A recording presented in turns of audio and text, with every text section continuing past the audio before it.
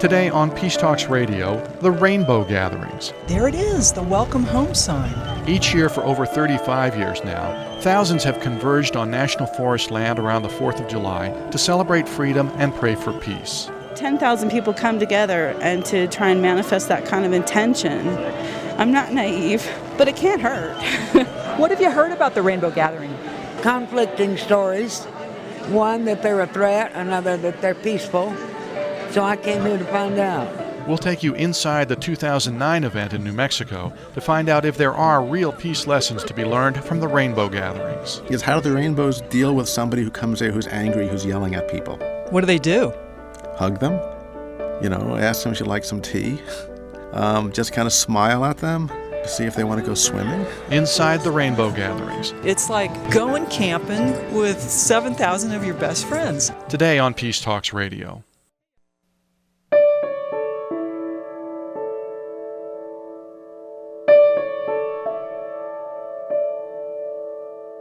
This is Peace Talks Radio, the series on peacemaking and nonviolent conflict resolution.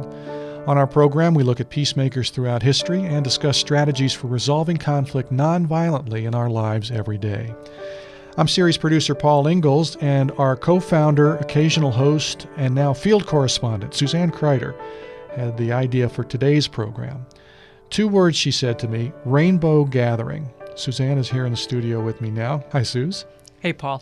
So, what had you heard about the Rainbow Gathering that made you think it was a good Peace Talks Radio topic? Maybe starting with what it is and how and why it started. The Rainbow Gathering started in July 1972 in Colorado. It was formed by a group of young people from the West Coast who wanted to create a temporary communal community. I'd heard about the gathering for years and had this stereotypical view, that's just a bunch of hippies in the mud.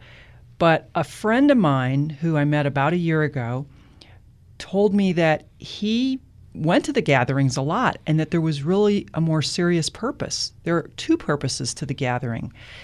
The first one is for a communal group to live peacefully together with each other and with the earth. The second purpose is for once these people gather, they pray for peace together.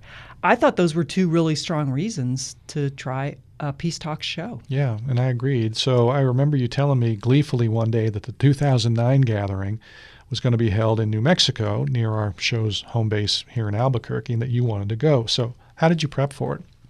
I wanted to get more of an informational or theoretical background, so I did some research on the web. I found an amazing book by Mike Nyman called People of the Rainbow. He has a very, very detailed history. It was his doctoral dissertation. It's an ethnographic study of the Rainbow people. Plus he teaches on the college level. Exactly. He teaches American Studies at the University of Buffalo. We talked with Mike Nyman from radio station WBFO near his home in Buffalo, New York. He started by comparing the Rainbow Gathering to other historic communal groups. The term utopia actually means no place. It stems from the Greek because you really can't have a utopia. But what the rainbows do is they aspire towards a utopia. They move themselves in that direction and create an example for society how we can move in that direction as well. Well, how close do you think they've gotten to a peaceful community? There's violence there, which is actually why it is in fact a peaceful community. If you have a society where there is no violence, then they actually are not confronted with violence and don't really have the opportunity to practice nonviolent conflict resolution. The rainbows, what really makes them rather unique among utopian societies is that they are non-exclusive. They accept everybody under rainbow ideology. Everybody with their belly button and those people without belly buttons are rainbows. So if you just show up at the Rainbow Gathering, including if you're a police officer who might not actually be there to participate, if you show up at a Rainbow Gathering, rainbows see you as a rainbow. And included in this group would be violent drunks who most folks would rather not associate with. But what they do is they provide Rainbow with the challenge of how do we confront this violence nonviolently. And if you look at the 37-year history of the Rainbow family, there's really some remarkable transformations, personal transformations. whereby people who originally came to the Rainbow Gathering as alcoholics who are violent, who actually wouldn't enter the Rainbow Gathering, they would camp on the outskirts in something called the A Camp, eventually, over the years, migrated into the Rainbow Gathering. Some people have spent, decades working in Kitty Village, for instance, in the child care center, or cooking. So there's a lot of transformations that do take place where there has been some success. And there's a lot of areas where there just hasn't been success, like any other, project. It is a utopian community, and there's an excerpt from your book I'd like you to read on the bottom of page 204 about what makes the Rainbow Gathering unique. Could you read that for us, Mike? Sure. It has no permanent settlement or land base, no assets, no formal organization, charismatic prophet, hierarchy, or identifiable leadership. It is non-sectarian and maintains no selective criteria to determine membership. Requires no material investment or personal sacrifice from recruits. It has no work routines or requirements. It does not encourage, discourage, or attempt to coordinate sexual relations. It does not require ideological conversion nor attempt to control child rearing. By all indications, looking at historical precedents, the family should have collapsed shortly after its inception in the early 1970s. I'm going up to the gathering, and I'm really curious what it's going to be like to not have anybody in charge. There's basically no boss, and that's really different than most of society. There's a boss at work, you go into a store, there's a boss you can complain to. How does that work to not have a boss? You're the boss, Suzanne. You're in charge. Oh, good. Right? But you're the boss of you, and you're the boss of everything that you can potentially have control over.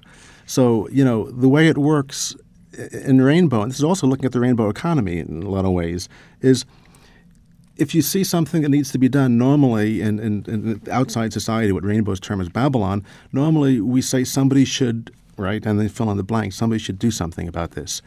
That you don't really use phrases like that at Rainbow gatherings. If you see something that needs to be done, you do it.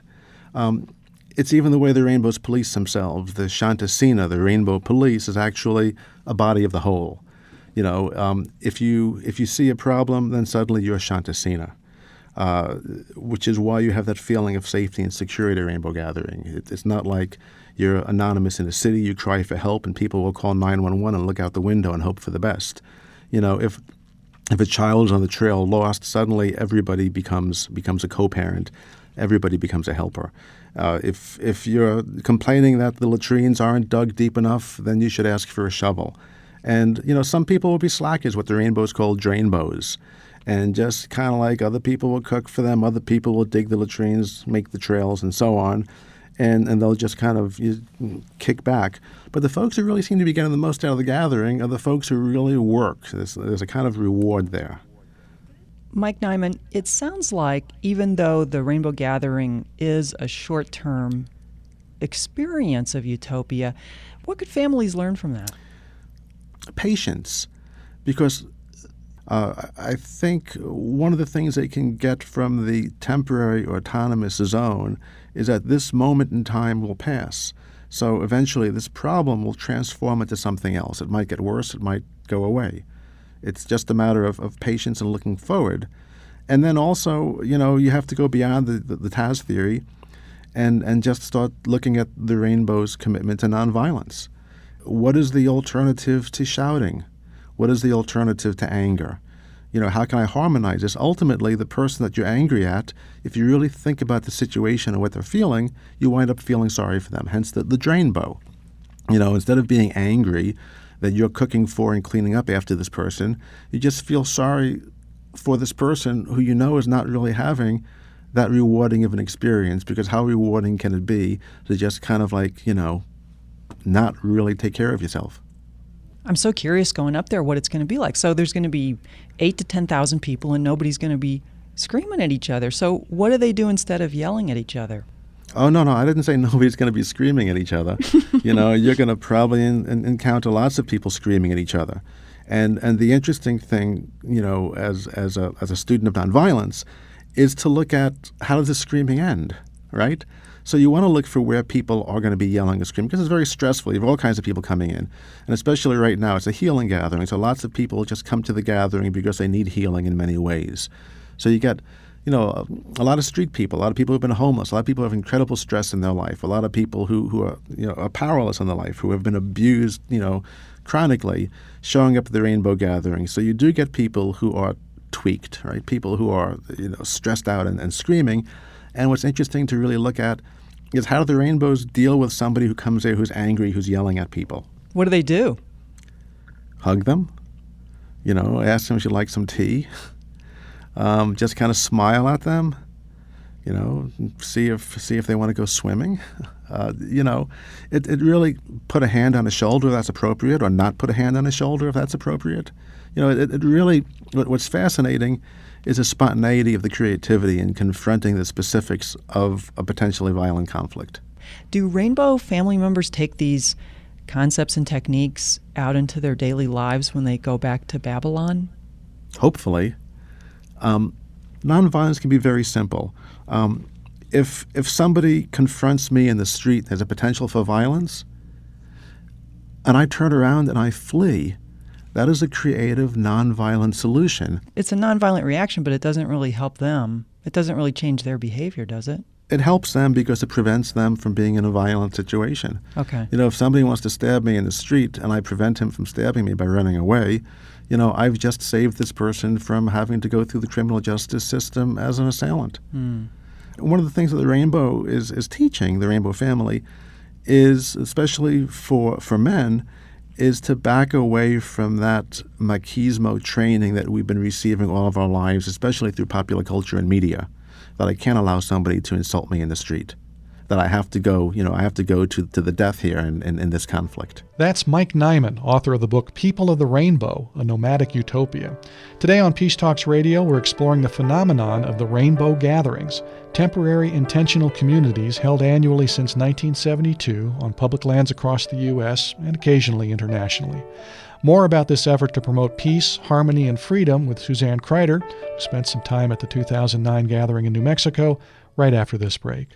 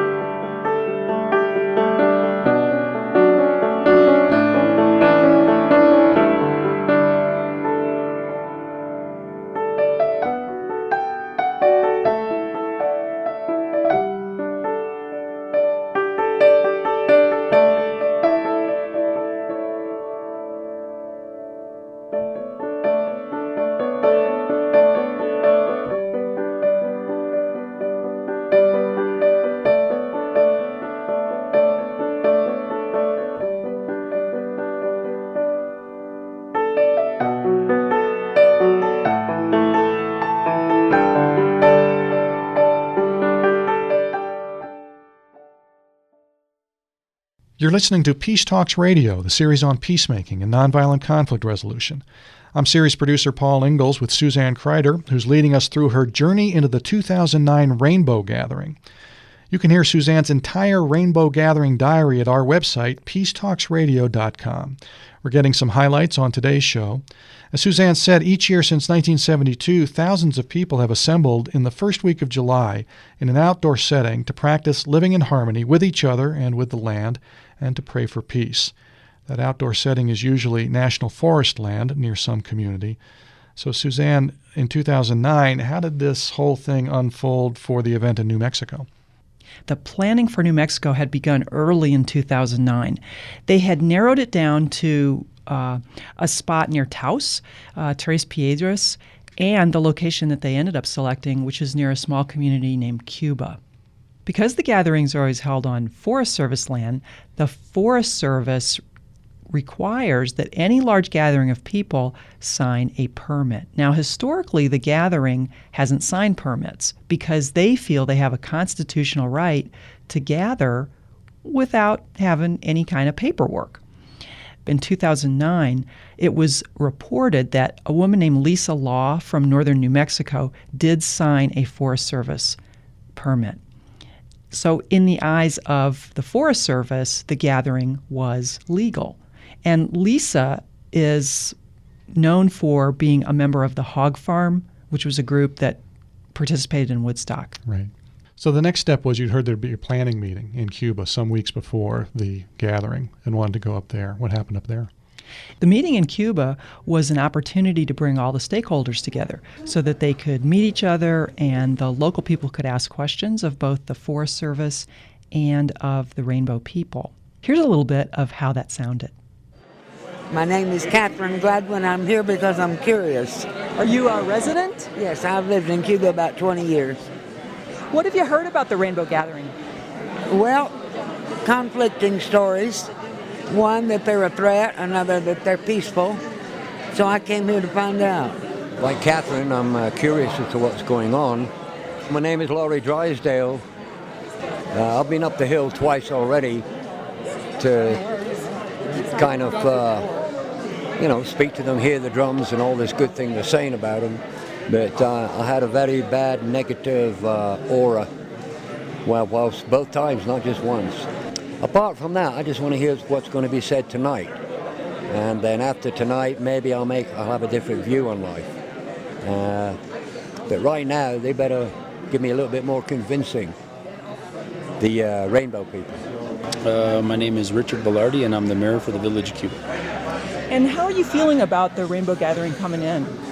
Up until this point, we really haven't had much problems with them, I guess, right now. It's kind of like learning as we go.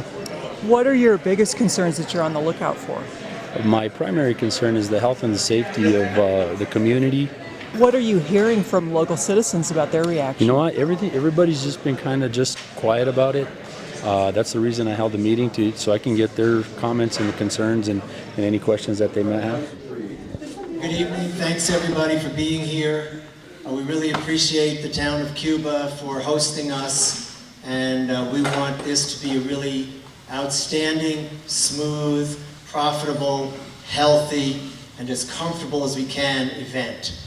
I hate to disappoint you, but contrary to news reports, there are not going to be 75,000 people coming through. There are not going to be 40,000 people coming through. The last few years, we've had between 9,000 and 12,000 people, and I think that that's a reasonable estimate. There's no question there have been problems in the past, but we are off to the best foot we have been off, maybe in our 38 years. My name is Stella Sandoval, and we've seen a lot of people asking for money. Are they allowed to do that? I guess anyone has the right to ask. You don't have to give it to them. And I'm sorry for that impact. We can't control everybody, but we try to control the people we can the best we can. And like Garrick was saying, we will have some people in town who will help to monitor that. And looking at your websites and seeing some presentations, I see that you have some fairly elaborate buildings. Are you indeed cutting forestry trees, and how are you dealing with getting those buildings built so that you protect Mother Earth as you talk? Good question. There are some elaborate structures. Honestly, some of the performance areas build box seats 2 and 3 stories tall. I mean, they're not stories like you'd have them here, but several layers. The rule of thumb is nothing that isn't dead and down already. If you need the ambulances up in the mountain, that means both ambulances would go up. What's going to be the response time in case we have an emergency? Generally, we do our own transport, so it's not like we're going to try to use your facilities, because both Garrick and me actually are from New Mexico, and I've been here 30 years, and we're very aware of the impact on the local community and the smallness of it. But generally, we do our own transport. On the wall on that side are press clips from past years. Mostly what I've posted there, what we've posted, are after the fact press clips, not about the 4th of July and about the events going on, but they're from the middle of July, looking back and saying, you know what, we all got excited, and in the end they cleaned up really beautifully, and they left, and it wasn't nearly as frightening or as difficult as we thought. My name is Gary Stubbs. I came here to help alleviate any fears that the local population might have about this onslaught of the Rainbow Gathering that's coming.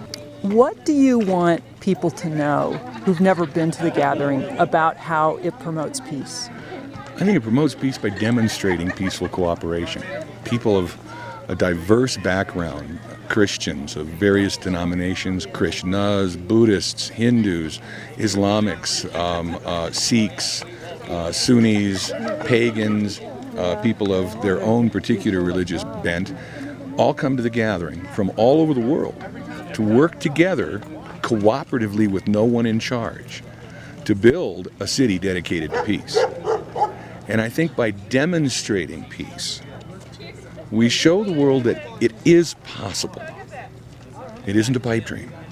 We can live together in peace because for a few weeks in New Mexico in 2009, we're going to show you it can be done.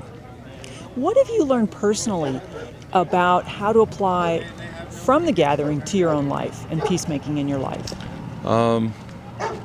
Being more patient with people. I've also found that giving a person a sense of accomplishment, showing them that what they've done now isn't just something they get a paycheck for, but when they perform a service in the family, they can see the good work. They can see the benefit. A person who digs an outhouse understands that he's keeping the community safe by controlling our waste.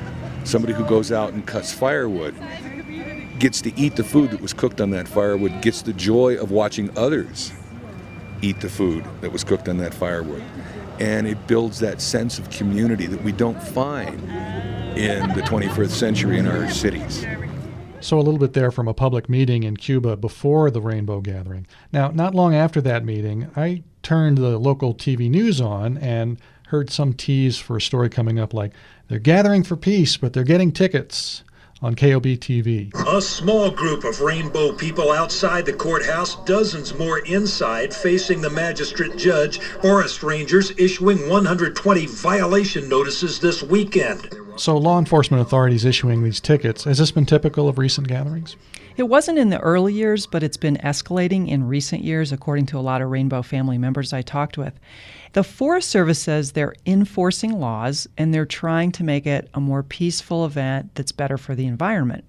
And I talked with a member of the Forest Service that you'll hear later. I also asked Mike Nyman about it. People driving to a Rainbow Gathering, for instance, driving through maybe 40 miles of dirt roads, would wind up getting stopped because of dirt on their license plates or on their windshields. And then the stop allows the police to then, use drug-sniffing dogs. So you wind up, searching thousands of people for drugs, and there are some busts, as there would be if you stopped every car on the New York State Thruway and sniffed it with a drug-sniffing dog. Police have right now regularly go through these gatherings, which are essentially religious events, right? You're gathering ultimately to pray for world peace. Go through with what Rainbow's now called the train, 4, 5, 6 ATVs with federal law enforcement officers, fully armed, fully dressed in what appears to be almost like riot gear, standing on these things, riding through gatherings, and then picking out almost at random different tents, converging on them for what I believe to be are illegal searches.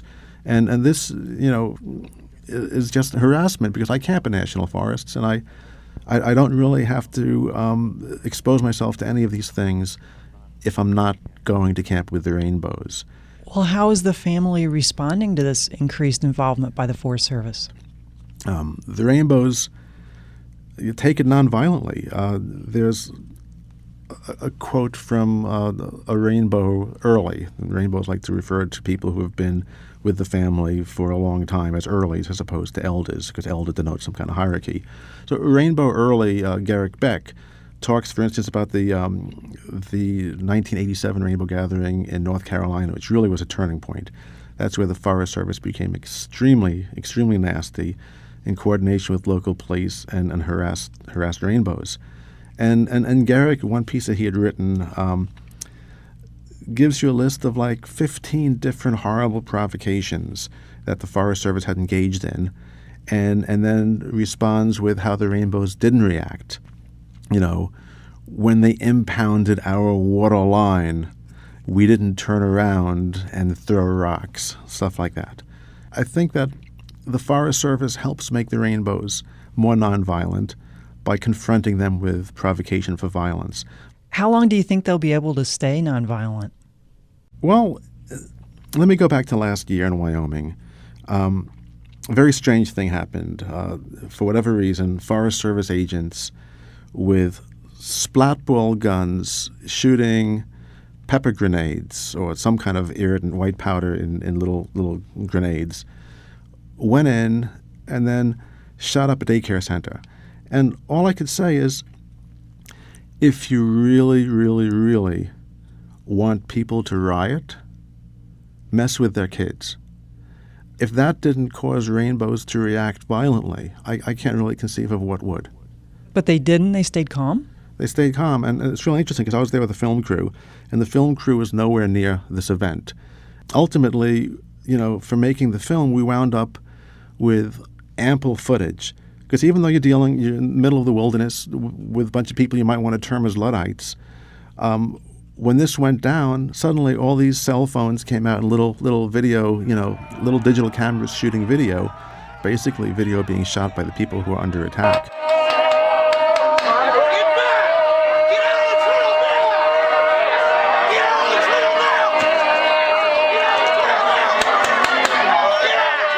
I say the closest you got to a violent response is there was verbal, if you want to call that violence, I don't know. But people were yelling back. Some people got angry and shouted obscenities, which is not nonviolence. It exasperates the situation and causes the police to feel they're under attack more.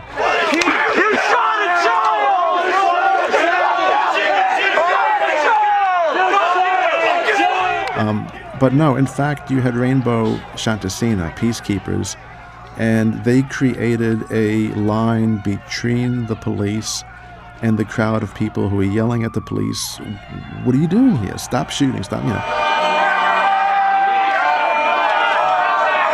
And they had their backs to the police, had their fronts to the crowd, calming people down, and they were all shot in the back.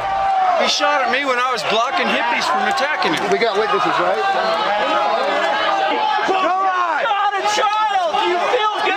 So what you're hearing is audio from one of these amateur videos taken during this Wyoming incident, taken off of YouTube. To watch the whole video, it's pretty chaotic. We have a link to it on our website, peacetalksradio.com. You do see what looked like gathering peacekeepers moving toward the armed Forest Service people, oming and trying to make peace, trying to get in between them and agitated rainbows. Some wind up in handcuffs. It doesn't seem like many details are available as to what precipitated it. That's right. It's reported that it started with the Forest Service going into this particular area to make an arrest for some reason. A spokeswoman for the Forest Service was quoted in an AP story saying that about 400 rainbow people began to advance, and some were throwing sticks or rocks at the officers. It certainly is an example of this kind of uneasy energy between the Forest Service and the rainbows. I could feel it at the meeting, and I could feel it throughout the gathering. So we'll hear Suzanne's radio diary at the gathering right after this break. You're listening to Peace Talks Radio.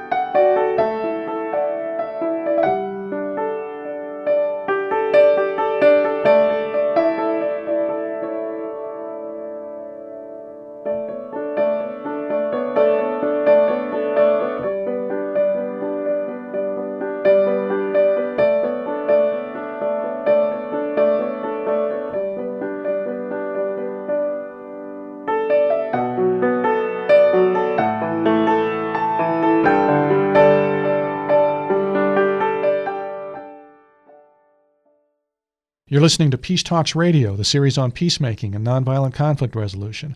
I'm series producer Paul Ingalls with Suzanne Kreider, who's leading us through her journey into the 2009 Rainbow Gathering.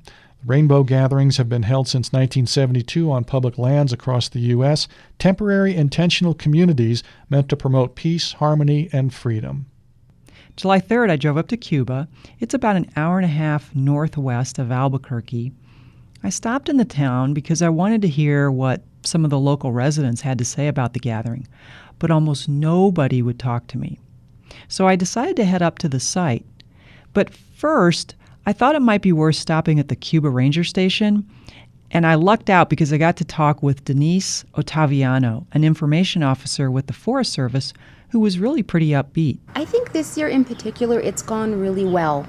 We had a lot of planning that was done ahead of time with people that were planning on going to the gathering, and we were able to work out a lot of differences, a lot of concerns, and on the ground, things have been going really well. We've been monitoring the kitchens and camps for proper sanitation and resource impacts, and whenever there's been concerns, we've been able to work it out just by talking to each other and not writing as many violation notices. So it's been going really well. Our show is about making peace, and I'm curious what kind of strategies are important from your side that are helping you communicate clearly with the family. I think talking a lot beforehand really worked to our benefit and to the benefit of the people going to the Rainbow Gathering.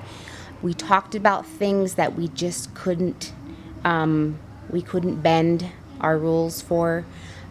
We made some clear responsibilities and roles, what we would be responsible for, what the Rainbows would be responsible for, and we're holding each other to those responsibilities. And I think that we've been able to get assistance from the Rainbows in working out a lot of those differences and a lot of those concerns. Like when we've had people that have refused to move their tent or get out of a riparian area, we've been able to go to them and said, okay, according to what we agreed upon, you said you would not do this. So they've gone to their own people and said, you do need to move. You need to do what the Forest Service is saying. So just a lot of cooperation, a lot of communication has really helped. I have just been in town about 10 minutes, but I have noticed a lot of state police cars. And I've also tried to interview local people here in Cuba, and they've been reticent to talk with me. Do you have a sense of how it's affecting the local community? There's mixed emotions. Some of the restaurants and businesses here have been making a lot of money, and they're real happy the Rainbows are here. Other businesses like the convenience stores have been having some problems with them. Stealing paper products out of the bathrooms, eating out of the trash, panhandling, loitering, that type of thing.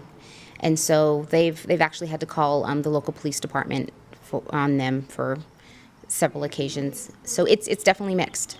Mm-hmm. It sounds to me like the permit is very important, but the permit doesn't solve all the problems. It just helps. Would it be accurate to say that the permit helps the Forest Service feel more engaged, like they want to work with rather than against the Rainbows? We always want to work with the Rainbows. Even when they don't sign a permit? Absolutely. Absolutely. And you know, what's important to us is helping them have a gathering that is legal, safe, and has the minimal impact on the land. That's our goal regardless. But signing the permit makes it a lot easier for us to interact and manage the gathering. And it's just simply signing a permit, and it's free. Okay. Could you give me some directions on how to get up there? Highway 126 to Forest Road 103. So here I am on, wow, this must be, oh my gosh, I'm pulling into the base camp, it looks like. It's been about, there it is, the welcome home sign. People with guitars, people with no shirts, people with tie-dye t-shirts, people waving, people with hats, people on crutches, people with beat-up cars, people with fancy cars, people with backpacks. Somebody's slowing me down here. Hello, sir. Where are you going, lady? Pardon me? Yeah, I was. Oh, that's not a microphone, is it? Yes, I'm with the media. Oh, you're talking? No. No? Turn it off? Yes. Okay. Okay, wow. I wonder. I need Jimmy! Yeah, I think I have found a camp. Because those people were definitely inebriated. Everybody's so sweet, though. I just want to hug them and kiss them. License tags from all over.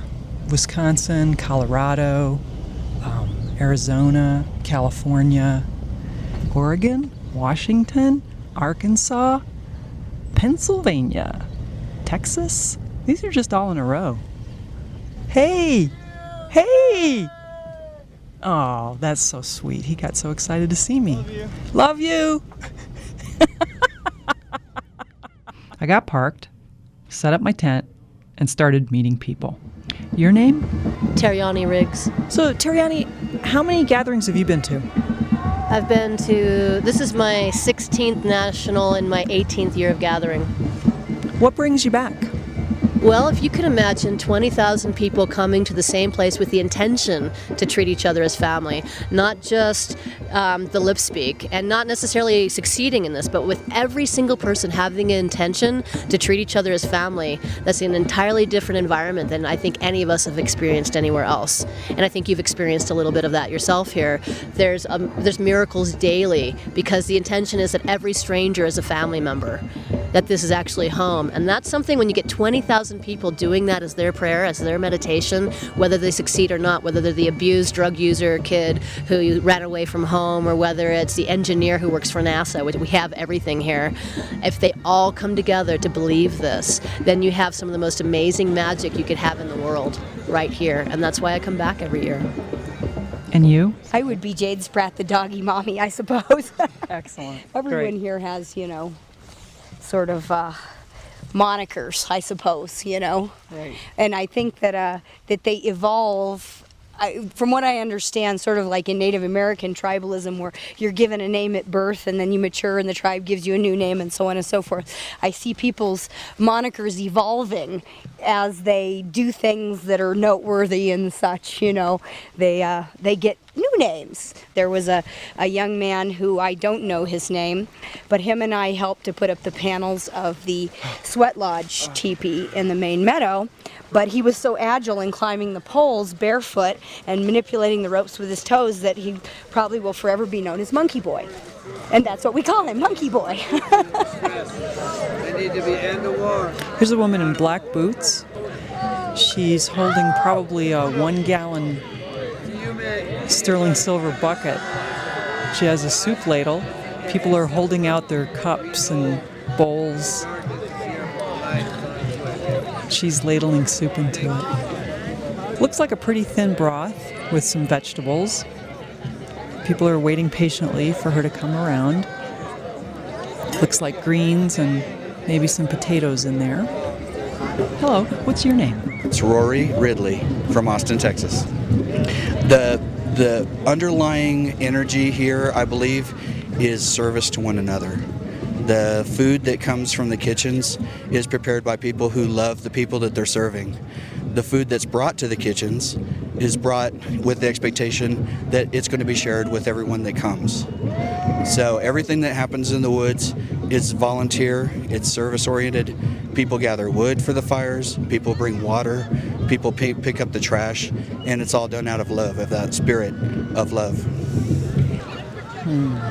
It's sprinkling now, and the sky is looking like it's really gonna rain. My name's Casey Diaz. I'm a rainbow. What's the essential core that you really believe in for the gathering?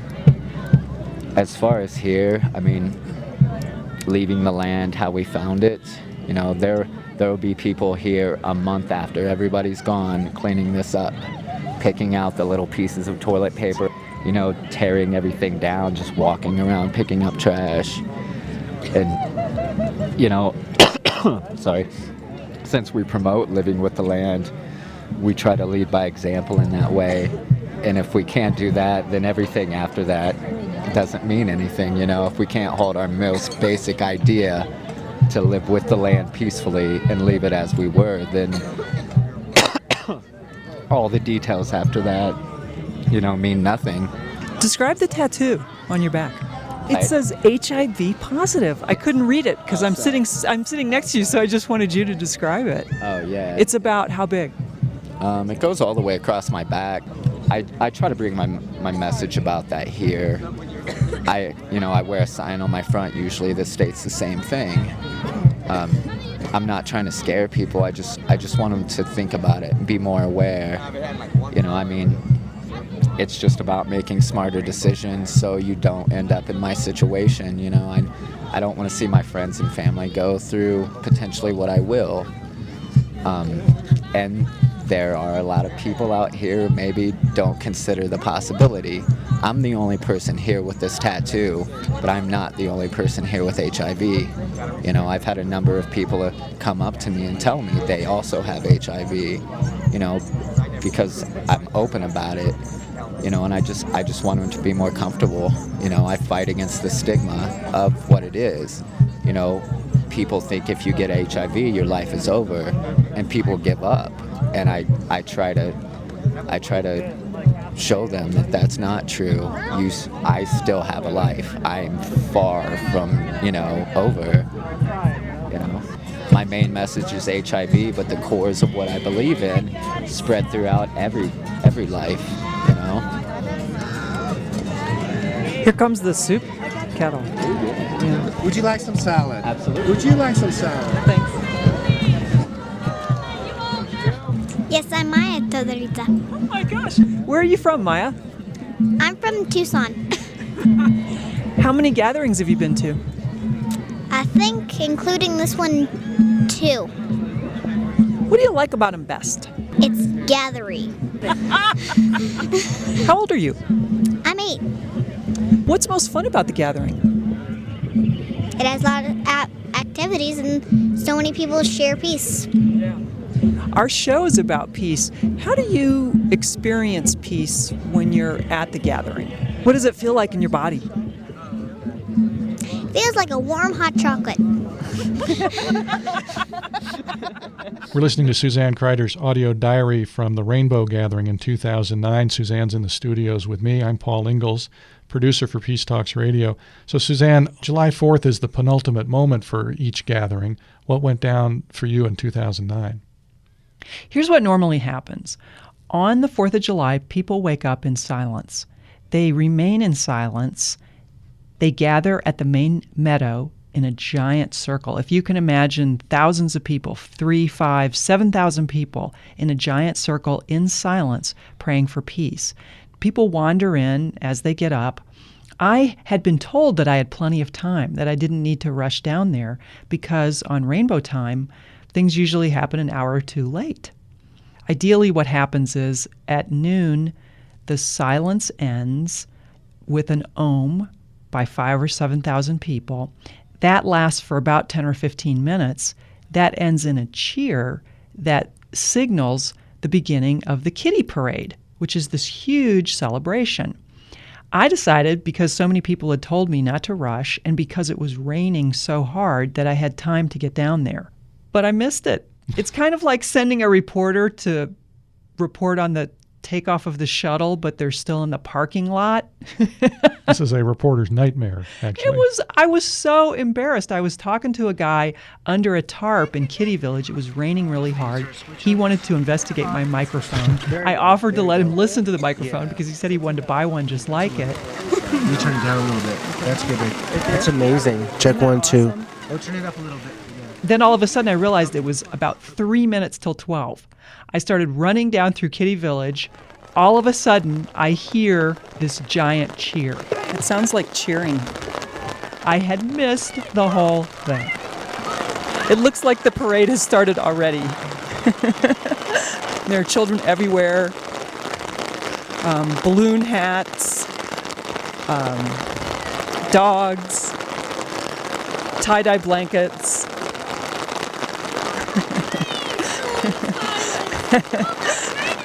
Almost like Halloween costumes, clowns, spooks, lots of painted faces, butterfly wings. So the Kitty Parade is coming through a break in the circle. The kids are getting a really big round of applause. There are very few umbrellas out here, guys. It's mostly just people getting wet. A lot of folks have hats on. Some have rain jackets, blankets, but most people are just smiling with really wet heads. I'd say it's a pretty steady downpour. Not too many people seem upset about it. Not a lot of cringing or, I wish it wasn't raining. Oh gosh, I just feel so happy. All the jubilation for children. How often do we see that? Just honoring children for being alive. What's your full name? Joshua David Marks, Where do you live, Joshua? Oregon. How many gatherings have you been to? I don't know. How many are there? 5. 5. That's awesome. Why do you keep coming back? Is it fun? What's the most fun about it? The parade. What do you like about the parade?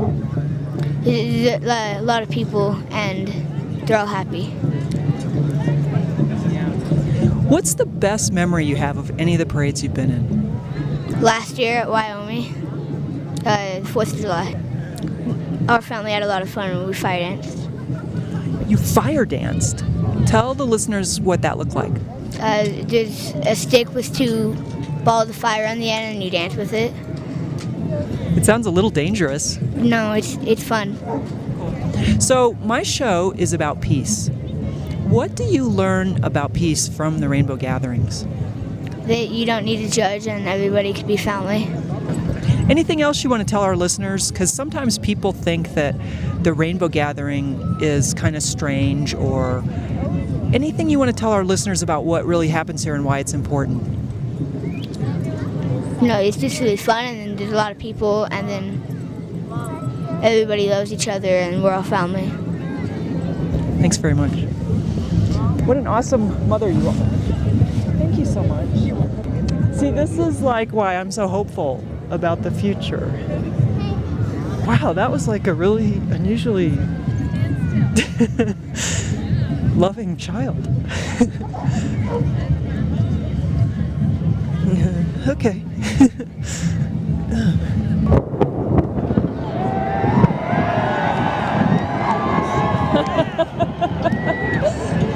The sun is out and the rain is on its way.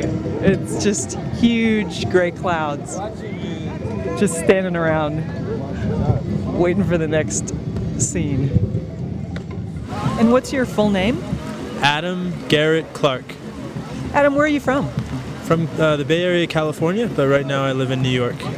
You're an African American man, and I know you don't speak for all African Americans, but talk about the racial ratios here, because there aren't very many people of color here.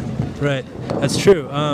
Here it does feel a little strange to be, not only am I not wearing dreadlocks and all that, but I'm also a different color than everybody. So it is something to get over. How do you do that? How do you get over it, or do you really get over it? I don't know. I mean, I guess like all through my life, I'm always, a minority. In my workplace, I'm the only black guy there. A lot of it is my own perception that I feel outside, and maybe it's not that people actually feel that, that I'm not like them or something. But that's also part of the Rainbow philosophy, is that we're all of different creeds and shapes and sizes and colors, and we all come together. My given name at birth was Luke Goldstein. Awesome. Other known as Alokananda. Alokananda. Our show is about peacemaking. What are you most looking forward to at this gathering as it relates to peace? I have a lot of peace within. That's what I strive to cultivate, and I'm just looking to share that with other people and find other people that are holding that vibration of peace within themselves. I think there's a powerful change happening on our planet, and that a lot of people that have chosen to come here are aware of the more profound, subtle, spiritual changes that are happening in human consciousness right now. And that is very much about peace. And, I think some people here are a little more on an escapism trip, and others are really aware of what needs to change. So I'd like to stimulate some insight or thoughts for people that are kind of stuck in a rebellious culture that isn't necessarily looking to heal themselves or nurture themselves. I'm just here to spread my light. It's a fascinating comment, because you called it escapism. Mm-hmm. What makes you uncomfortable about that portion of society? I'll call it escapism on some level, because there's an element of that, but there's also a tremendous courage that it takes to leave the known and that I think a lot of these younger traveling, hitchhiking seekers, they know something's fundamentally wrong with the structures that we come from, but their approach is missing an element of inner responsibility. What I mean, emotional awareness, health-oriented practices. I think we're all ultimately looking for a consistency of fulfillment, and so there's something to be said about leaving the known, but balancing that also with responsibility, I think, is the key. That's the middle path that I'm trying to connect with other people that have jobs, but also, are aware that there's this change happening. My name's Lee, and I'm from Denver, Colorado. What is your major motivation for coming to the gatherings? I'm a people watcher. I go to the motorcycle rally in Sturgis, South Dakota for the same reason. It's a kaleidoscope of humanity. You can sit in one spot and never get bored because it's just a constant changing of what you're feeling and sensing in all the senses that you have. That's what it is here. Myself, I don't broadcast this, but I do not come here to pray for peace. I would feel that I'd be spinning my wheels. I'm not here to wish for peace. I feel that that's just, if I've got X amount of energy to wish for, to wish with, it's not going to be for peace, because I think I'd be emptying my wish bucket on something that isn't going to happen. So I wish for something that I consider realistic. I have a friend that's terminally ill. I wish her well. I really wish that. I wish for things like that, stuff that's somewhat realistic to me. My name is Jennifer Simpson. Our show is about making peace. What do you expect to learn or take away about peacemaking from the gathering? Wow, that's a really good question. Well, one thing I've already kind of taken away is that peace really is a choice. I mean, it's a choice we make every single day in every interaction. When I was up here earlier, about 10 days ago, and I know there was like a domestic disturbance, for lack of a better, and the way they dealt with it here was, instead of like hauling off somebody and arresting them and throwing them in jail, they surrounded them and owned and talked them down, basically, rather than being confrontational. It's more of like how can we heal this problem? And I don't know if that's always going to work. It would be nice to think it would. And I also really enjoyed hearing Garrick Beck speak at the town meeting when he said that we come up here and pray for peace, and then he kind of jokingly said it hasn't worked yet, but we're hopeful. and I think that's the other thing to take away from this about peace. Okay, probably on the 5th of July, the war in Iraq and the war in Afghanistan will not be over. I'm not naive, but it can't hurt. And to have 10,000 people come together and to try and manifest that kind of intention, I think it's pretty powerful. I mean, one small step can change the world, right? It's gotten kind of chilly, and I'm a bit wet. I'm going to head back up the hill and head out. Maybe I'll meet some people on the path. I'm sure I will. Everybody's got a story here. Maggie Seeley! Yes, I am. Would you two like to be interviewed? Yes, we would. Come under my umbrella, dolls. I am Maggie Seeley, a citizen of the world and a resident of Albuquerque. I am Laura Eoberg, and I am a citizen of Albuquerque, New Mexico, and I'm a friend of the gathering. What would you say to people who think that, it's just a bunch of freaks out here and they're not really proving anything? I'd say come take a look. Come on down here. Everyone should come once in their life, whether you choose to, co-create or be part of it, but you should come and see what is created down here. It's phenomenal. It's a lot of love and sweat, from many, many people coming together, and they're not making money at it, they're doing it to create a space of connection, harmony, and peace. I just think it's fabulous that we met a truck driver from Utah. I'm, in the scale of, social and economic and vocational realms, I'm sort of far away from a truck driver from Utah, but there we were, catching shelter under the same tarp, and I'm thinking, well, I'm reminded that part of the world needs to flatten around just hierarchy. So that's what I take away. It doesn't matter how much education and money I have. We need to create enough for all. How do we flatten the hierarchy back home in Babylon? Well, I think a lot of flattening the hierarchy is about getting out in your neighborhood and getting out with people that you share common needs with, and the needs that you have, that are aside from money, which is like your vegetables and your water and ways to create beauty and entertain one another and keep your hope up. So hoping to get out more in my neighborhood, hoping to get out, in other neighborhoods and just kind of meet with people around those really basic things and, the basic needs, the common needs that we share, which I believe includes peace.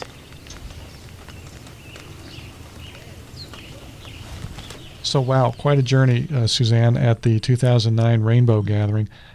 How did you feel coming out of the whole thing? This experience truly changed me. I think people change in terms of their thinking and also in terms of their behavior. The way I think about people who are part of the hippie movement has changed, and the way I interact with people has completely changed. 2 weeks ago, I was coming out of the grocery store. I saw two young men sitting on the ground up against the wall. A matter of months ago, I never would have spoken to them or made eye contact with them, but I recognized them as members of the family. I stopped and said hello. They said that their RV was broken down, that they'd been camping up in the woods for several weeks. I asked them if they were part of the gathering. They reluctantly said yes. When I told them I was up there too, it was an instant bond. I ended up talking to him for 20 minutes. I gave him some money. I gave him some food. Those are behaviors that I never would have done before. They called me sister. We shared our names. I understand now. I'm not saying that the gathering is a panacea. I'm not saying that there aren't problems with it. But I have to just say that they are people who are trying to make peace. They're trying to learn, how do people live together? How do people treat the earth in a peaceful way? And I have to give them a lot of credit for trying. And I have to say that if anything ever happens in the infrastructure of the United States and we're left without a lot of modern conveniences, I want to find some family members, because those are the people who know how to live independently on the land as people did for thousands and thousands of years. Suzanne Kreider, thank you for taking us on your trip to the gathering. It was a delight. Suzanne recorded many hours of material at the 2009 gathering. A lot of great interviews we obviously didn't have time to hear today, but to get that more complete experience, you can visit our website, peacetalksradio.com, and look for the extra links on our page for this episode. Also on our website, you can hear all the programs in our series dating back to 2003, sign up for a free podcast and email newsletter, send us your comments and show ideas, and learn how you can help support this program with a tax-deductible contribution to our nonprofit organization. It's all happening at peacetalksradio.com. We also have support from the Oppenheimer Brothers Foundation, the McCune Charitable Foundation, the Peace Tales CD Project, and KUNM at the University of New Mexico. Our theme music was written and is performed by Allie Adelman. For Suzanne Kreider, I'm Paul Ingalls. Thanks for listening to and for doing your part to support Peace Talks Radio.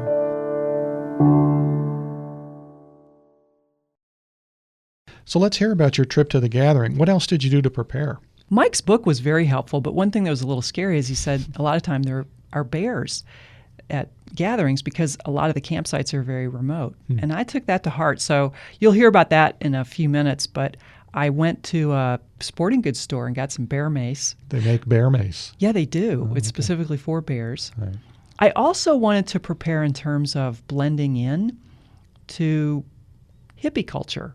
And because I'd never really been involved in hippie culture, I talked with a girlfriend, Betsy, who had been involved, I learned a lot about how the clothing reflects the history of the movement.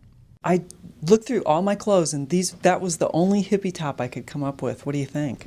It's a good hippie top. It is. And the reason it's good is because it looks very ethnic and peasant-like. And part of the hippie thing was hearkening back to sort of a simpler agrarian time where people had a very strong sense of culture and made their own clothes. Things that feel like they would be from an earlier village time are good.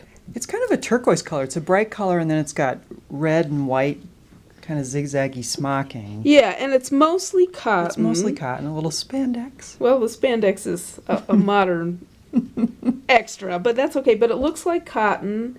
Yeah, and the color, because hippie clothing was often very colorful, and that was meant to be in contrast to drab modern society where everyone is sort of colorless and looks alike and goes to work and lives life without much of a sense of joy. So color is good. So yes, actually this little turquoise smocked blouse would be a good choice. I did good. So maybe we could find something to go with that. Yeah, we could look for a skirt that would go with that. Okay. Now, what do you think of this little sundress? Hippie or not hippie? It could be, because that's the other thing, is that the hippie, part of being a hippie was also enjoying having a body. It was going back to sort of being more sensual and so it's small, so it shows off. It's got little straps and it's a little short dress, which would be good for summer, as long as it was pretty warm. And it's bright colors with flowers on it, and it's just a simple style. So actually that would work as well. Oh, good. I'm excited. What do you think of these beads? Because hippies wear beads. The beads are great. They are? Oh, they're great. What do you like? What do you like about them? That they are, instead of it being a really sort of sophisticated necklace with expensive gems that would have been cut and done by a jeweler, this is something that could have been put together by some lady in a village, just stringing whatever beads that they had. So colorful, but simple, not overly fancy or expensive. So yes, that's a very good choice, and it actually goes very nicely with that dress. Yeah, and I was thinking these are little hearts. They're not heart-shaped, but I got these in India. It's a strand of sort of purple stones, and then there's another strand of pink stones. It's good to bring up India, because the hippie movement, people spent a lot of time in India because they were very into Hinduism and Eastern religions. And so the way of living sort of simply and spiritually and mystically out on the street was very much something they brought back from India. So anything Indian is good. There could be swimming, so I'm thinking of taking a little bikini bathing suit. Yes or no? Yeah, that's fine. I mean, in the real hippie days, you would have gone swimming naked. I don't think you're probably going to be doing that. Is that a challenge? I'm not making it one. Double dog dare you? I'm just commenting on the fact that I remember a lot of naked swimming because we thought bathing suits were stupid. I don't know if you can smell it, but I have a little of this on. It's an essential oil. It's called Flirtation. And it's got patchouli in it. That was the hippie fragrance for women. Yeah, no, I don't know why patchouli was so popular, but everyone I knew wore it all the time. So that's good. Okay. So there's one more stop I have before I head up to the Rainbow Gathering. I'm in a recreational equipment store because I'd like to get some of that pepper spray or mace. When I read Mike Nyman's book, he said that bears are a frequent occurrence at the Rainbow Gathering. And I thought, well, it might be good to have some of this. So I'm going to see if I can find somebody here in the store to help me.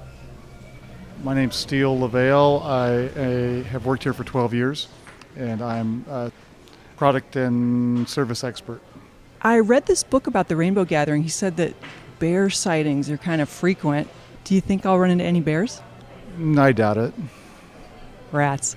Well, I still think I want to get some pepper spray just in case. Is there anything else I could use it on besides bears? I mean, can you use it on... What else would be up there that I might be able to use it on?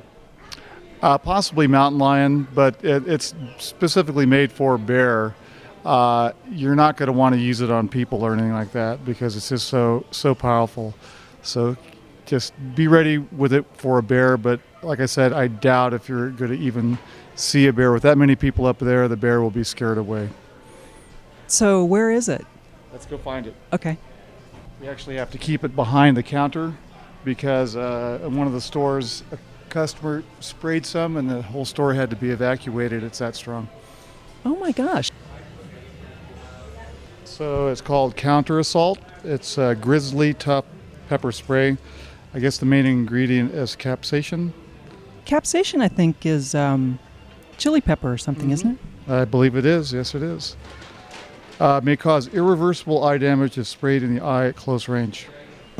Now that's a pretty big can right there. How do I carry that around?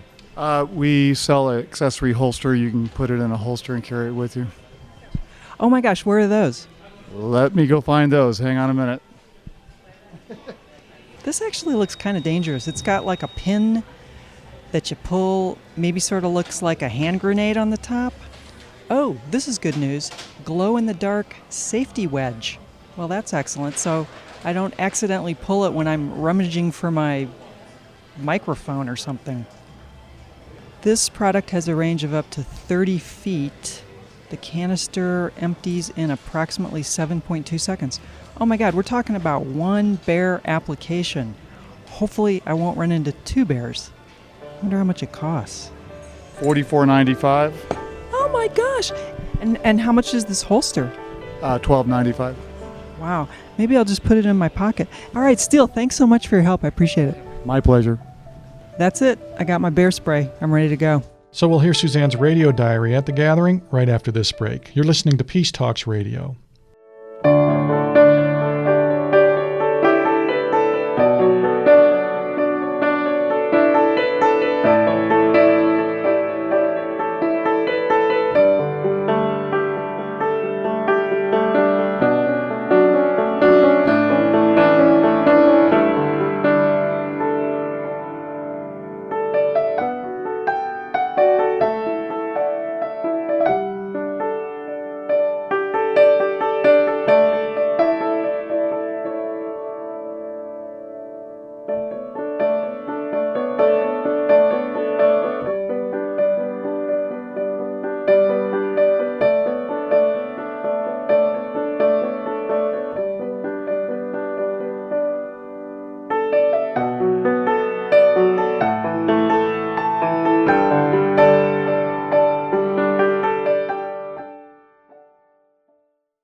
You're listening to Peace Talks Radio, the series on peacemaking and nonviolent conflict resolution.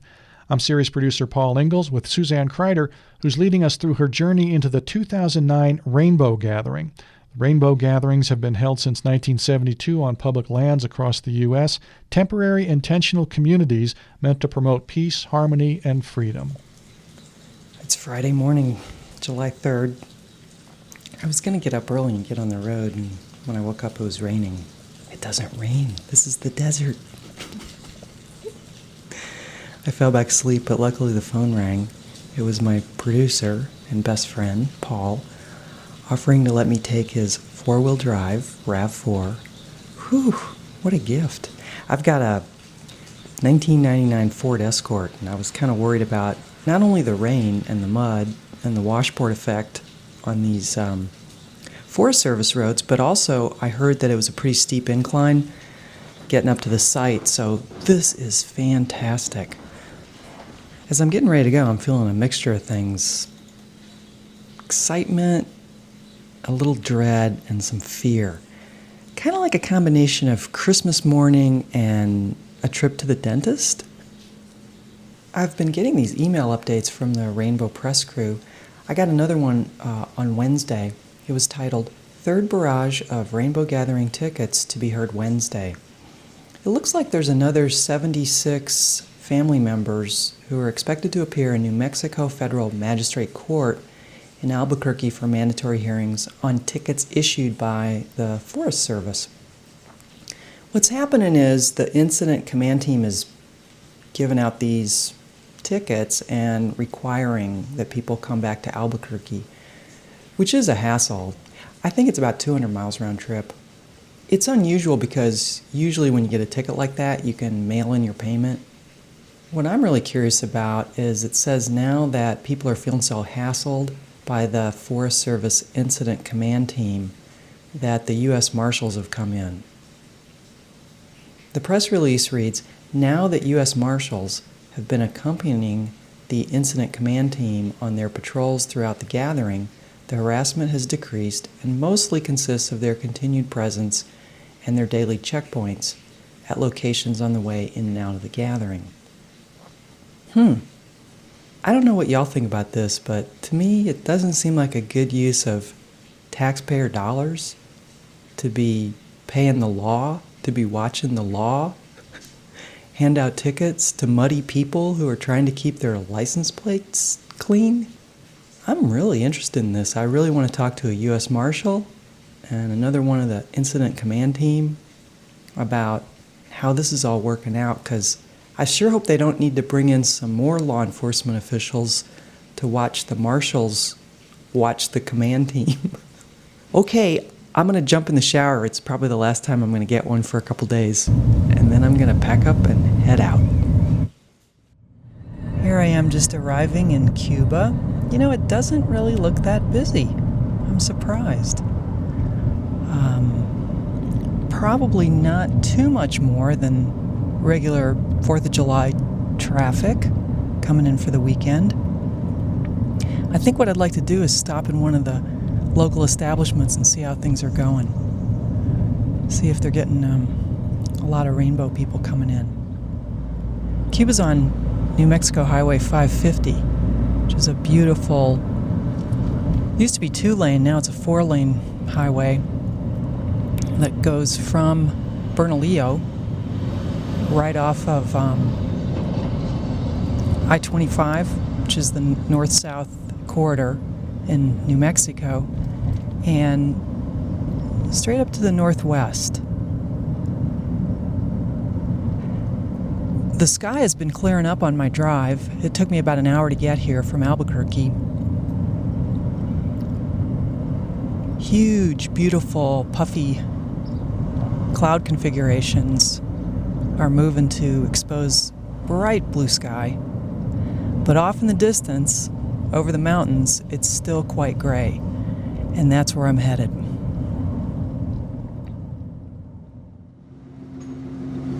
I'm standing outside the Food Mart at the local Phillips 66 gas station. We're going to go in and see how things have been going for these folks. Restrooms for customers only.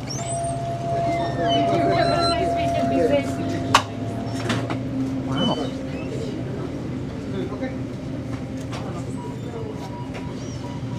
I think I'll pick up some snacks before I head up.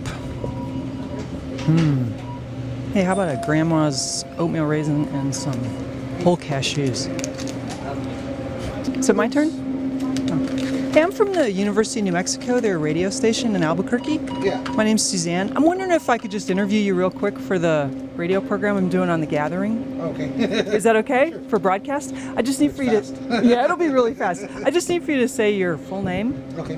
Danny Herrera. Okay, great. So, Danny, I don't want to interrupt. How much do I owe you? $2.99. Okay. So I'm just curious, how's it been going with people coming up for the gathering? It's been going good. It's okay? Yeah. So is business up? A little bit. Yeah, not that much. You guys had any problems? No problems at all. Huh. How do you feel about these folks coming into your community? I like the folks, I just don't like all the law enforcement.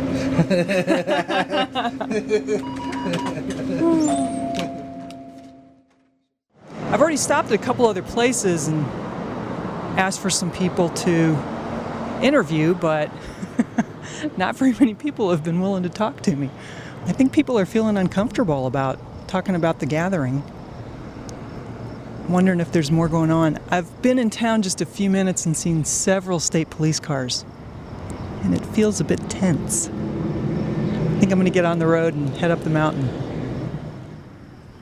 I've been striking out with the local people in Cuba, so I thought I'd stop here at the Santa Fe National Forest Ranger Station. This is the Cuba Ranger Station. I'm going to go inside and see if anybody will talk to me here. Yes, Denise Ottaviano. I'm an information officer with the Forest Service. Denise, how have you felt about how the gathering is getting organized and how the interaction with the Forest Service is going? I think this year in particular, it's gone really well. We had a lot of planning that was done ahead of time with people that were planning on going to the gathering, and we were able to work out a lot of differences, a lot of concerns, and on the ground, things have been going really well. We've been monitoring the kitchens and camps for proper sanitation and resource impacts, and whenever there's been concerns, we've been able to work it out just by talking to each other and not writing as many violation notices. So it's been going really well. What kind of concerns have you had that you had to work out? Sanitation and cleanliness in kitchens, placement of camps and kitchens, making sure people aren't disturbing wildlife habitat or archaeological sites, or if they might be causing damage to riparian areas, things like that. Our show is about making peace, and I'm curious what kind of strategies are important from your side that are helping you communicate clearly with the family. I think talking a lot beforehand really worked to our benefit and to the benefit of the people going to the Rainbow Gathering. We worked out a lot of concerns ahead of time. We talked about things that we just couldn't bend our rules for. We made some clear responsibilities and roles, what we would be responsible for, what the Rainbows would be responsible for, and we're holding each other to those responsibilities. And I think that we've been able to get assistance from the Rainbows in working out a lot of those differences and a lot of those concerns. Like when we've had people that have refused to move their tent or get out of a riparian area, we've been able to go to them and said, okay, according to what we agreed upon, you said you would not do this. So they've gone to their own people and said, you do need to move. You need to do what the Forest Service is saying. So just a lot of cooperation, a lot of communication has really helped. How early were people from the family here working with you? As early as last fall, because after last year's gathering, they did identify New Mexico as the state where they would be going, and people were coming in to talk with us as early as last fall. So we've had a lot of contact with certain individuals, and the permit was signed, and I have to say that that really helps because things have gone so smoothly since the permit was signed compared to other years when they refused to sign a permit. And they've said themselves, you know, this year is really different. Things are going so well this year, and the cooperation is a lot better, and I think it has a lot to do with the permit. What does the permit mean to the Forest Service? Any group of 75 or more that wants to recreate on the National Forest has to get a free special use permit. It's called a non-commercial group use permit. We require anyone, church groups, people who want to have big weddings, anyone who wants to use the forest non-commercially, they have to get a permit. And what it does is it places restrictions on time, place, and manner, meaning we have to set a restriction on how long you're going to be there, where you're going to be, and the manner in which you're going to impact the land. And that's really the purpose of it, and that's why we try to work with them on making sure they're not going to disturb an archaeological site or ruin a wildlife habitat area, things like that. But the purpose for them being there, we do not infringe upon that at all. They have the right to be there for any reason, religious purposes, political reasons, and we don't infringe upon those rights at all. We just have to work with them on getting them to sign a permit so that we can legally have them there, and also work on trying to be there that'll have a less impact on the land. In your mind, if they hadn't signed the permit, how would that have changed how you interact with them? If they hadn't signed a permit, it would have been an illegal gathering. We'd have to manage it that way, with them being there illegally. And there is a law enforcement presence that is there every year to making sure that they're there legally and abiding by all federal and state laws. So it is quite a bit different, and I think this year things went much more smoothly. There have been news reports that there have been over 200 citations, some of them for offenses like a dirty license tag, but some of them have been serious offenses. Talk about what those have been. You know, there was probably one ticket written maybe for that. I can't even confirm it. Those minor things have been the few citations we've written. The most citations we've written have been for drug offenses and for alcohol offenses. And we've also had over 6 felony arrests for assaulting police officers, drug charges. So there's a lot of drugs that people bring to a gathering like this. And we've gotten everything from marijuana to heroin. And that's a concern to us, is the drug use. And the drugs are sometimes being used by people who have violent histories or commit violent crimes. There was a stabbing that occurred a couple of weeks ago. There was a rape. We've heard other reports of fighting. And, you know, we want everyone to have a peaceful gathering. And the people that do cause a lot of the problems are the minority. Most of the people there are very friendly and just peacefully want to gather, but because there's people there that are not so peaceful, we want to protect the other participants from them and from what they bring to a peaceful gathering like this. I have just been in town about 10 minutes, but I have noticed a lot of state police cars. And I've also tried to interview local people here in Cuba, and they've been reticent to talk with me. Do you have a sense of how it's affecting the local community? We've been talking with them a lot. We go and visit them every couple days. There's mixed emotions. Some of the restaurants and businesses here have been making a lot of money, and they're real happy the rainbows are here. Other businesses like the convenience stores have been having some problems with them. Stealing paper products out of the bathrooms, eating out of the trash, panhandling, loitering, that type of thing.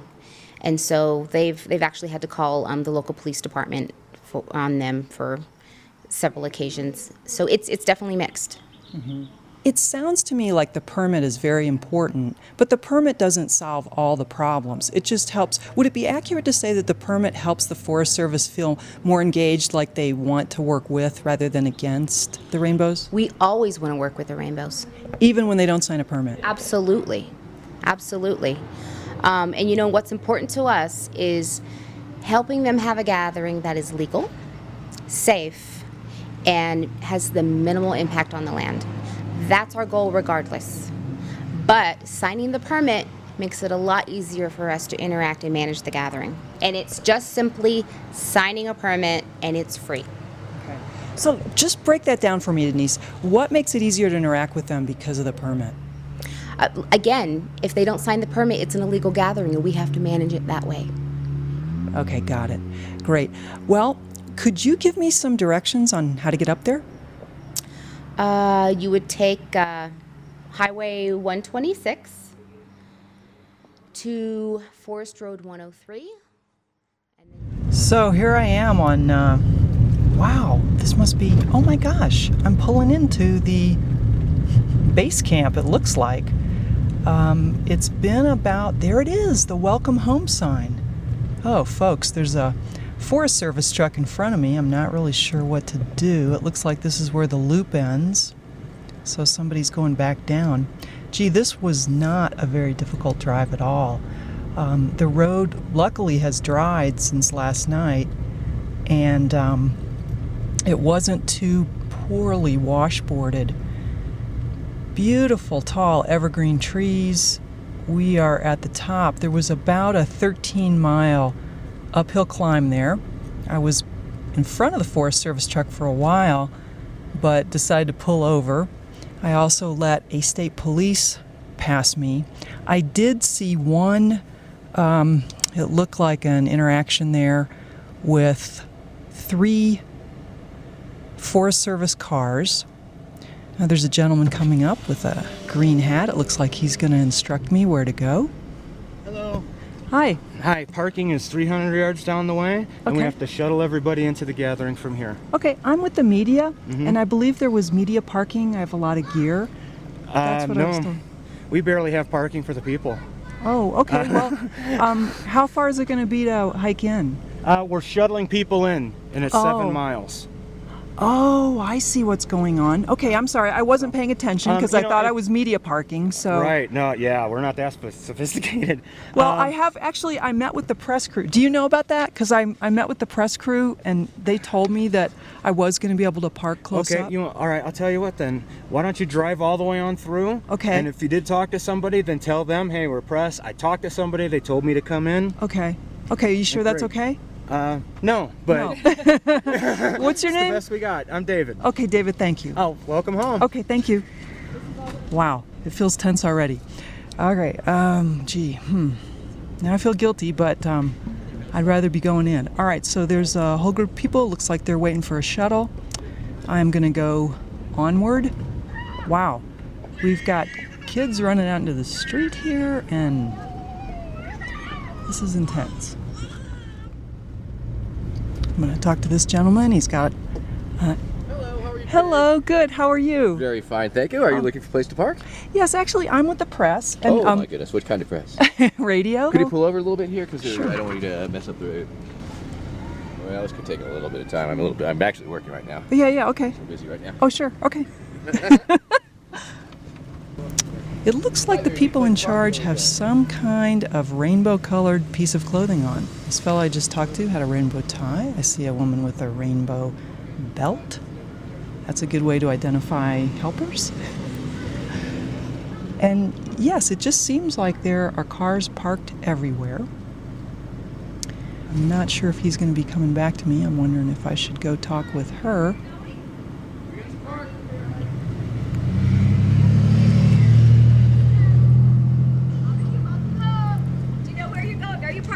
No, actually, could I talk with you a minute? I've got to get these cars off the road. If you want to pull over, somebody might.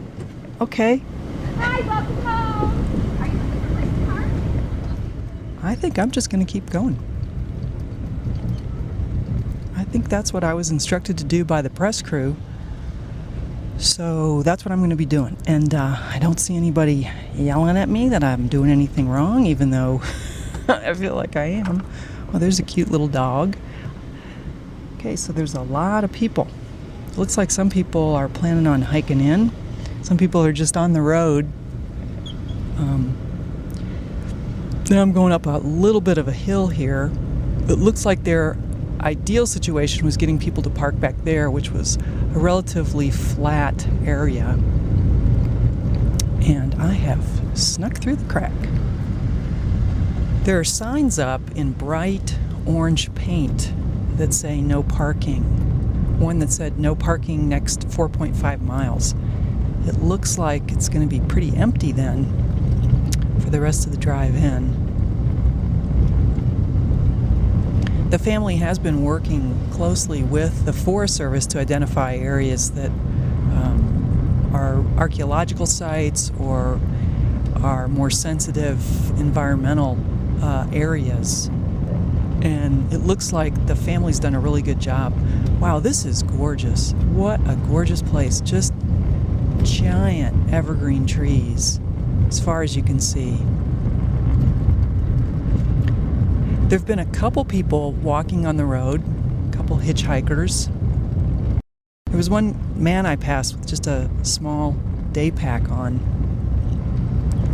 It looked like he was much at peace back on the land. It's really gorgeous. There are a few felled trees. It's very quiet. The sky is clearing a little bit. It was looking quite ominous as I was driving up the mountain. Very dark, actually black clouds. And I thought, I better get up there quick so I can get my tent up. It's close to 3 o'clock now. I had planned on getting here much earlier today, but that's okay. I think it worked out well, given the earth an opportunity to dry out a little bit before I put my tent up. see just hear a few birds chirping. It's a windy road, but not hilly. We really are on the top. Must be just a massive space that they've identified for this gathering. As I was pulling in, that first gentleman I spoke with was explaining that they are shuttling people from that welcome center to the actual gathering site. He said there is no more parking available out here. We'll see what it's like when I get there. Beautiful, bright purple wildflowers everywhere against the green grass and trees. The air has a very fresh feeling because it did rain quite a bit last night, and they're expecting more rain, I think, over the weekend. Hello, sir. Hi, how are you? Doing wonderfully. How are you doing? Oh, you're so awesome. I try. I'm with the media, and I was given this map that I'm not sure exactly where we are. If you We are here. Oh my gosh. So she told me that the media parking was down there. Down there? Is that correct? Yep, that's right here. This way. Okay, so it's about how many more miles? Let's see. Right here is a mile and a half. Okay, awesome. Mhm. So I just keep going? Yeah. Okay, great. Yeah. Thank you. Cool. You're kind. People with guitars, people with no shirts, people with tie-dye t-shirts, people waving, people with hats, people on crutches, people with beat-up cars, people with fancy cars, people with backpacks. I can see now, and I'm probably have not even begun to taste the amount of effort that goes into building the infrastructure for this. 3 hikers on the road here with carrying their water in, baby in a baby carriage. This would be probably one of the last points they hope that people will be parking at. Now the cars are gone, and I am seeing people walking in with jugs of water. The family does ask that you bring in water, but it is difficult to do if you're going to be staying a couple days. We are at a pretty high altitude, I believe, at least 10,000 feet. People who are coming in from out of state would have a little bit of a challenge adjusting to that altitude, and so water is really important. Somebody's slowing me down here. Hello, sir. Where you going, lady? Pardon me? Yeah, I was. Oh, that's not a microphone, is it? Yes, I'm with the media. Oh, you're talking? No. No? Turn it off? Yes. Okay. Okay, wow. I wonder I need Jimmy! Yeah, I think I have found a camp. Yes, I think that was the A camp welcome zone, because those people were definitely inebriated. Everybody's so sweet, though. I just want to hug them and kiss them after they take a shower. Now I've found more cars along the road. Yeah, I definitely got to slow down here. I'm sure this is such a wonderful experience for people who've come so many years in a row, because it really is a family reunion. In terms of keeping my own peace vibe on, I'm noticing all the guilt I'm feeling about getting special parking. I feel overprivileged, but it's pretty fun. Folks, there are just cars everywhere. I can see why they stop people at the entrance, because now it's just an endless stream. One side of the road, if you can visualize a national park with trees and gullies and someplace edges where people can precariously park their cars, that's what we're talking about. License tags from all over: Wisconsin, Colorado, Arizona, California, Oregon, Washington, Arkansas, Pennsylvania, Texas. These are just all in a row. Hey! Oh, that's so sweet. He got so excited to see me. Love you!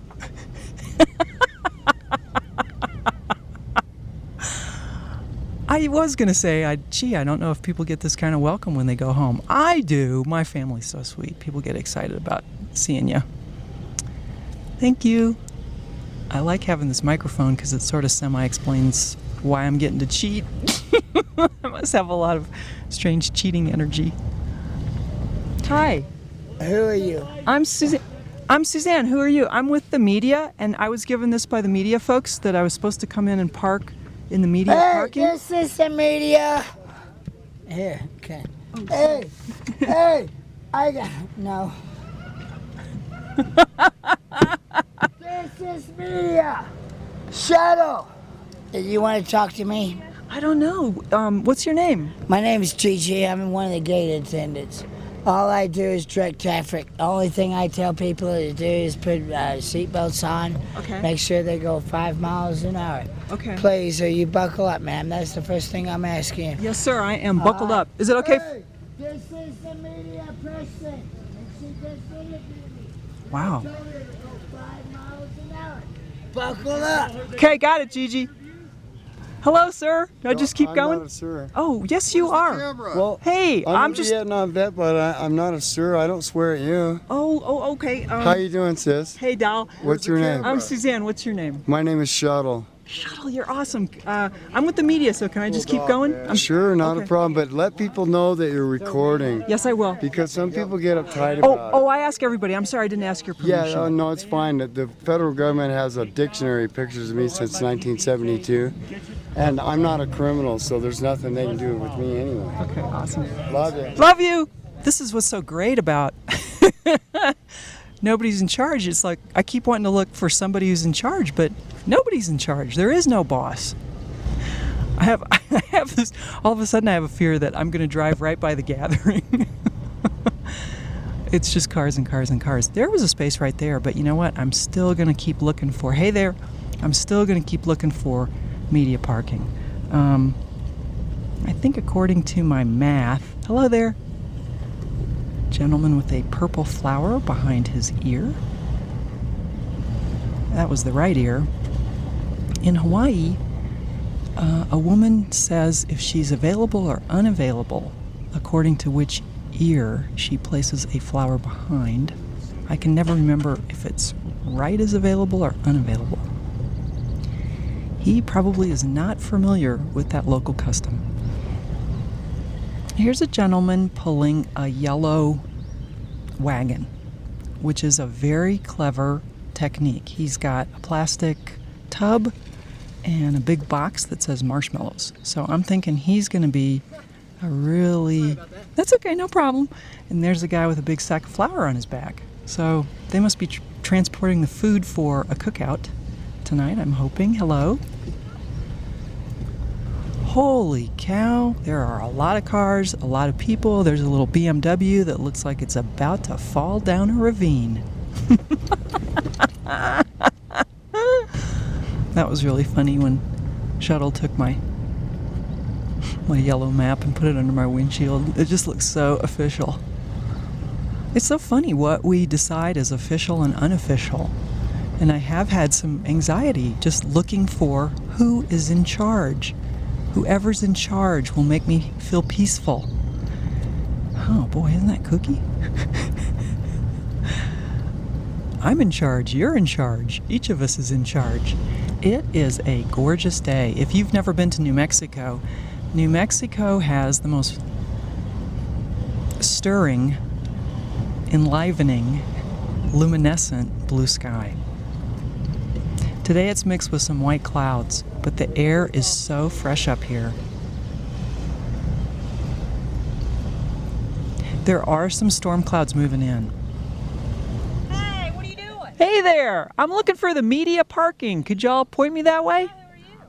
I'm Suzanne. I'm with Peace Talks Radio. Are you really? We're so happy that you're here. Oh, you're so sweet. Welcome home. Oh, I'm so excited. Sister, it's nice. Oh my gosh, you're a doll. I work for, is it okay? Do you guys want to be taped? It doesn't matter. Okay, because I need to get your full names. What are you looking for now? Well, I got this. So could you guys give me that? Somebody in A camp took my map, but I was given funny and don't look like you'd hang Well, out there. Well, I had right to- now you're right here. Oh, did I miss the whole party? No, there's a trail that goes right down here to Kid Village, right here. Oh, you guys, how did I That's miss? the main trailhead right up over here. How did I miss media parking? Well, probably because it was all parked in. Oh. But I'll tell you what, we'll get you right over here. Okay, but I got a lot of gear. No, it don't matter. Is there a We can- camp close by that I can?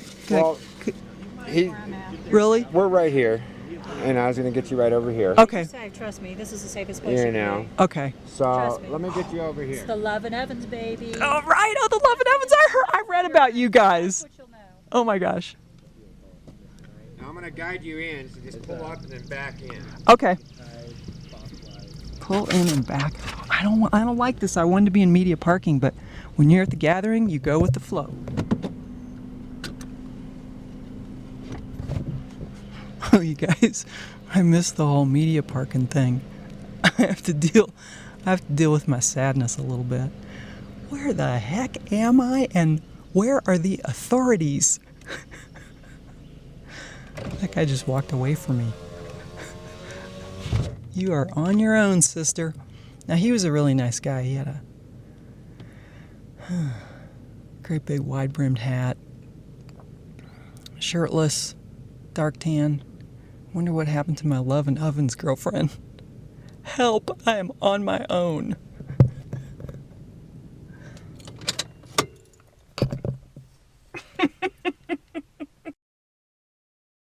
I would be Jade Spratt, the doggy mommy, I suppose. Excellent. Everyone Great. here has, sort of monikers, I suppose, Right. And I think that they evolve. From what I understand, sort of like in Native American tribalism, where you're given a name at birth and then you mature and the tribe gives you a new name and so on and so forth. I see people's monikers evolving as they do things that are noteworthy and such. They get new names or nicknames or things that Or they reflect just what pick they one do. out the air and say thank you. Or you could do that. You could name yourself, I suppose. Oh, I thought they were Different members of the family might go, oh man, you've gone over the edge. Your name's Crispy now, or something like that. One kid, I guess, was up baking donuts all night, so they named him Master Donut something or other because they were so impressed by his culinary skills. So he got a special nickname relative to that. And sometimes they just come by the wayside. There was a young man who I don't know his name, but him and I helped to put up the panels of the Sweat Lodge teepee in the main meadow. But he was so agile in climbing the poles barefoot and manipulating the ropes with his toes that he probably will forever be known as Monkey Boy. And that's what we call him, Monkey Boy. Is this your first gathering? Absolutely. I wanted to go last year, but I had commitments that took me elsewhere. So even though I've known a lot of people who do this is the first opportunity I've had to go to an event, a regional event, let alone a local event. So National event. it's a national event. It's the big one. If you're going to do it right. There's even international. I've never been to international. A friend of ours went to Brazil a few years ago. Well, last year's one in Wyoming was considered an international, wasn't it? I don't know. I thought it was. That was the national, I think. Yeah, That and where there's they had lots the of people problems. I'm sorry, what? Where they had the problems in Wyoming? Yes, Yeah. the incident that everybody's still so troubled by happened last year in Wyoming. So maybe it was a good thing I wasn't there. I don't know. I guess you're always where you're supposed to be. What are you looking forward to in terms of the gathering regarding peace?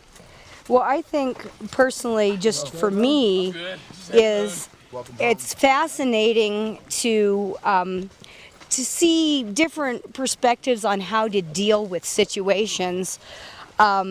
Of keeping peace and enacting peace, and the people within the family, how they deal with problems and confrontations, is a little bit. That type of peace. I know, but I'm just saying I'm learning more about how to generate peace within myself and my friends. That whole thing about let it begin with me or whatever, as they say. It sounds so cliche, but actually, there's a lot of people here who deal with things differently than maybe mainstream society does. So if you can't have it here, where are you going to have it? If you can't lead by example. Right, like what? What have you seen that's new and different to you? Well, we had, alcohol is discouraged, but we had a gentleman that probably had a little bit too much to drink. So instead of, escorting him on down the road, 5 people just sat and babysat him. We had a situation where some younger kids who weren't keeping their camp maybe tidy enough, it was suggested, well, why don't we all have a house cleaning crew, and we'll go over and we'll do it for them once and show them what we expect, and that way they have the opportunity to do better the next time, but let's as a group set an example for them and show them a different way and what we're about. And I thought it was kind of refreshing, to just think a little outside the box and problem solve from some different perspectives. Right.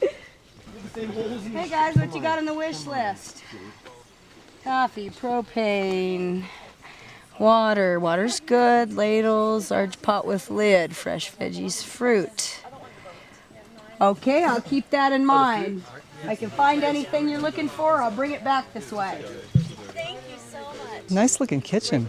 Yes, this is Sweet Home, Alabama. Oh, awesome.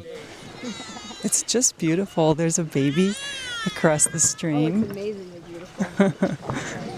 So we're walking through Kitty Village. It's just fantastic. Tents, tie-dye, people. And people are waiting in line right now for some food. Walking out into the main valley. How many people do you think that is, Jack? Right here, right now? Yeah. Oh, about maybe 2,500. There's probably about 5,000 people here right now, maybe 6. And they're throughout the woods and the kitchens, preparing meals. As the Forest Service anticipated, I think. They have a giant chess set here. Laundry, I see. Yeah, laundry lines. diapers, kids' clothes. So what year was your first gathering?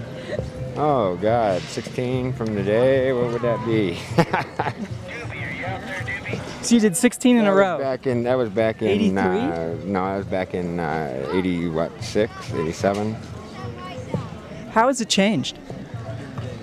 Actually, it's gotten better. I mean, there are a little bit less people coming right now, but it's gotten a lot better. I mean, more people are in touch with everything around them now, and they take it back to the community with them. That's what's nice about it, because you've got all walks of life here. You got doctors, lawyers, people who live on the streets, and they all intermix and intermingle, and they take it back to their communities with them, and hopefully that'll spread to somebody else. What do you think the reason is that fewer people are coming? Well, a lot of it has to do with law enforcement. The law enforcement and U.S. Marshals come in here, and it's like they give somebody a ticket for no safety belt while they're driving down a forest road.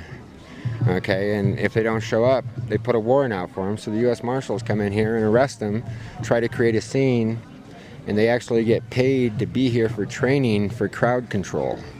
And the word's gotten out at what? It's just not as much fun, or it's a hassle? Because I noticed there were... It's a hassle because people are driving long distance from around the United States, and they come here and they get pulled over at 2 o'clock in the morning and everything thrown and rifled out of their cars and their houses, and they don't put it back.